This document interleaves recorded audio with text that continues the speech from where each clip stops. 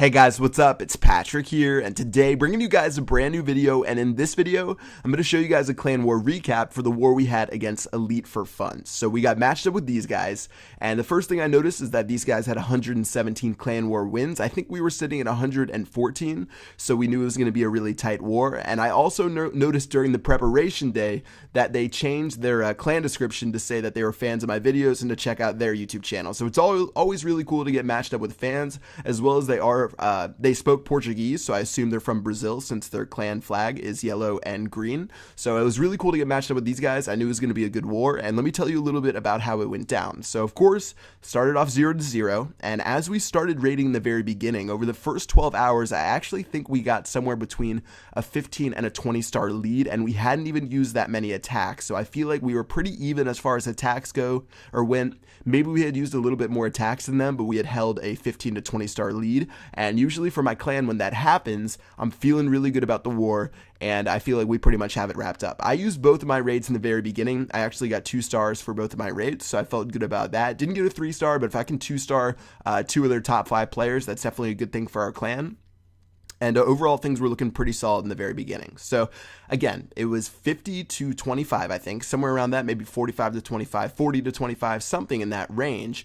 And I actually checked back with 30 minutes left in the war, and all of a sudden the score was 81 to 78. So still 30 minutes left in the war. They only had, I think, maybe 4 attackers left, so they could really only get a maximum of 4 more stars.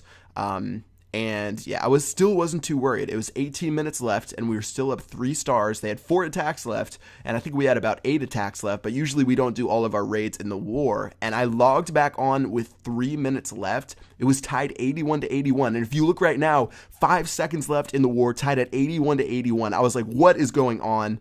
One of our members attacked, Gianna attacked, and as you can see, they had used all but 1 attack, and miraculously, that person was online, and they actually went and attacked one of our bases. So it was insane. It was 1 attack to decide it all. We were tied at 81 to 81. I couldn't believe that their entire clan used every single clan attack. I gotta give them a big shout out for that, because usually for us, we have a couple people that slack, including me, and yeah, it all came down to 1 raid. Literally, we clicked attack with 3 seconds left in the buzzer, and they clicked attack with, I think, 1 second left to attack our base. So first of all, let me show Andre from Elite4Fun. He was their very last person to attack. He is attacking one of our Town Hall 9s, and this Town Hall 9 already had been 2-starred, so he had to get a 3-star in order to get the winning star for his clan. So he brought all the troops out to the side, dropped his golem, dropped his king, queen, and his witches. And you can see in the very beginning, he actually wasted a pretty good amount of hog riders trying to lure out the clan castle troops, and I think he used maybe around 6 or 8 of them, and in general you want to use around 4, so I could tell from that it was going to be tough sledding for him. And let's see as he attacks the base. Alright, so hog riders are going in. Looks like they're going to go to that air defense right there, and most of them are going straight to the center. He did drop some of his hog riders on the top right, if you noticed before. He lured out all the troops to the very side, because he wanted to make sure his hog riders didn't get stuck in a circle, and that a lot of them could go to the center of the base.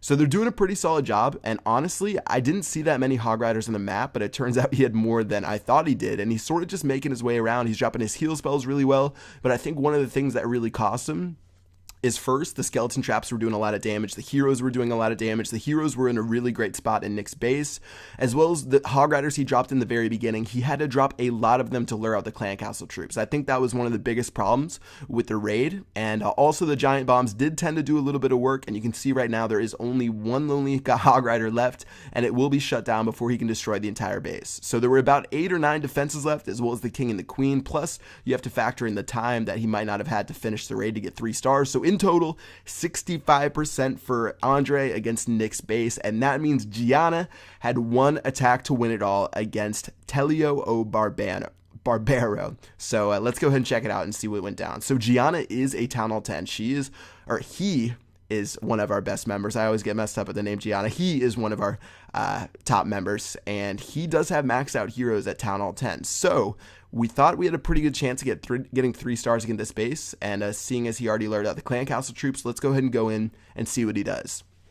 Alright, so Golem's going through the top. He has his wizards and his He has his wizards and his witches up there that are doing work. He's going to drop his golem on the left and on the right. His golem, unfortunately, had to punch through the wall a little bit to get in on the right, but that's really not that big of a deal. You can see the giant bombs aren't playing too much of a factor in this raid because attacking from the very top, there weren't very many spots for giant bombs to be, and those actually didn't affect any of his troops at all. I didn't see any giant bombs on the top hand portion, and if you're trying to defend against Go Wipe, especially with those wizards and the witches in the back, you need to make sure you have some giant bombs scattered throughout your base so you can destroy those at least, and then you have to worry about the heroes and the P.E.K.K.A.s. And seeing as he is a Town Hall 9, he doesn't have any multi-targeted Inferno Towers to take care of the wizards, take care of the witches, and after he drops the jump spell in the center, it's pretty much free pickings for the center of for the rest of the base, seeing as it isn't separated at all. And now you can see the giant bombs in the center of the base. There were 3 giant bombs sitting right there, actually 4, and all 4 of them were near the same spot, and because of that, it really didn't affect the raid until the very end, and plus, it didn't even hit any of the wizards and the witches. So overall, we knew this raid was in really good shape. So pretty much this one came down to the last 3 seconds. And luckily, we came out on top. We did have one of our stronger players get to attack their Town Hall 9. He did need to get a 3-star to pull off the victory and get that 1 additional star to get us to 82 to 81 for the final score. But overall, Gianna was the hero and pulled out the victory for us. So really good stuff. The chat was going crazy. Everyone was going wild. I couldn't show you guys everything because, of course, there was a lot of profanity, and we were all going crazy. But final score was 82 to 81. They used all 70 attacks, which was insane. And honestly, it was one of my favorite wars I've ever been in. I actually left and joined their clan because, like I said, they said in the description that they were fans. So I joined their clan. I told them how much of a great war it was. And they were just really nice guys. And we definitely hope we have a rematch with them one day. So definitely in my top 3 for the best clan wars I've ever had in my clan. If you guys have not watched the video for the war we had against Scotland, I definitely recommend that you do. That is still my favorite clan war of all time, and it was actually the 4th war that we ever did. So if you guys haven't done that yet, check out Clash of Clans Scotland on YouTube, and I'm sure you'll find the video, and I'll try to find a link for it to put in the description below. But really good war, GG. Currently we're sitting, I think, at 115 or 116 wins, 9 losses and 2 draws. We just got in a draw, which is awful, our second draw, and I definitely hope they add a sudden death feature sometime soon. I actually asked the developers about that, and I hope they do something about that in the future. But yeah, definitely one of my favorite clan wars ever. If you guys enjoyed it, make sure you drop a like on the video. Make sure you start the hashtag PraiseGianna, and I will see you guys in the next video. Peace out.